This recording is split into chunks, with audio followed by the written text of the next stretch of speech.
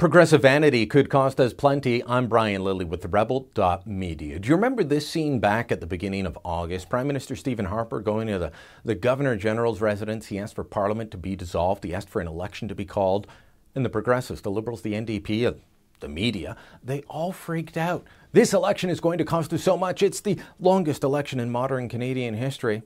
Of course, the Chief Electoral Officer, Mark Mayrand, had to come out and calm people down and say, look, it's not going to cost double. Yes, it will cost more, but it will not cost double because most of the big expenses, they come at Election Day, which we're going to have regardless of the length of the campaign. But they were upset that Stephen Harper's campaign was going to cost taxpayers money. They ignored the fact that they're campaigning on taxpayer dime, on their parliamentary budget. That was costing us money already, and they were campaigning, no doubt about it.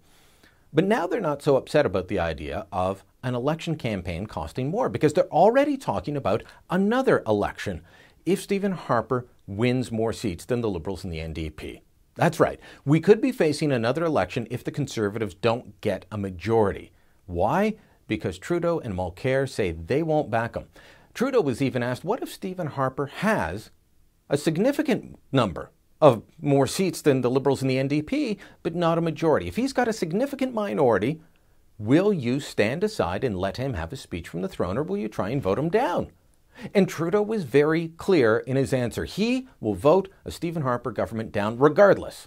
I got into politics because I disagree deeply with the vision that Stephen Harper has for this country, and there is no circumstances in which I could either support him or even stand back and allow him to continue to be Prime Minister.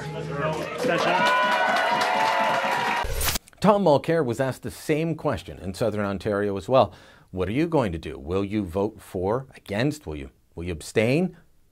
Now, the question was asked in French. It was answered in French, so you're going to hear the translator's voice. But Mulcair is clear. He disagrees with Harper on economics. He disagrees with him on the environment. And that nasty little niqab issue that divides Canadians and really has eaten away at an awful lot of Mulcair's support because he's on the wrong side of the majority of Canadians.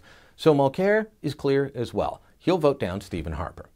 Quite sincerely, this man, his time is over. It's time to put him out, and I will do it at the first opportunity, yes. Okay, so what happens if the Liberals and the NDP gain up and vote them down before they even get a chance to do anything? Well, one option is a coalition government of some sorts. And we know that depending on how the winds are blowing, Trudeau and Mulcair have both been in favor and have both been opposed to a coalition. But we also know that they both signed on to the coalition in 2008 that included the Bloc Québécois. Yeah, they were both willing to form a government that relied on the separatists in order to get rid of Stephen Harper. So they might do it again.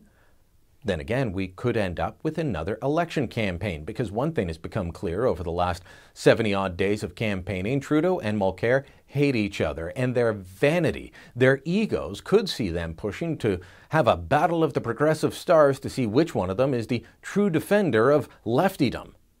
We don't want to end up in that position. Do we really want another election after this long campaign?